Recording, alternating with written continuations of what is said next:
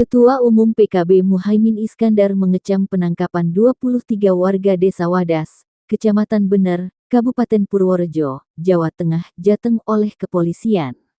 Menurut pria yang karib disapa Cak Imin itu, setiap masalah sebaiknya diselesaikan dengan musyawarah antara kedua belah pihak, tanpa harus melakukan penyerbuan apalagi penangkapan terhadap rakyat. Prihatin dan harus ada solusi. Musyawarah, tolong, kata Wakil Ketua MPR ini dilansir Kompas.tv, Selasa tanggal 8 Februari tahun 2022.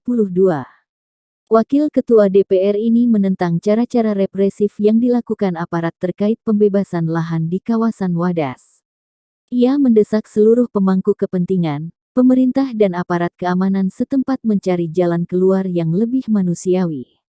Di sisi lain, ia meminta masyarakat agar mau menempuh jalur dialogis sehingga kedua belah pihak sama-sama diuntungkan. Kekerasan seperti di Wadas harus dihindari. Apapun alasan yang digunakan aparat, tindakan represif tidak bisa dibenarkan.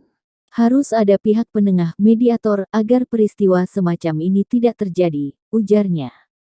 Sebelumnya, Kabid Humas Polda Jateng Kombes Pol M. Iqbal Al-Kudusi mengatakan 23 orang diamankan aparat kepolisian saat personil kepolisian melakukan pendampingan.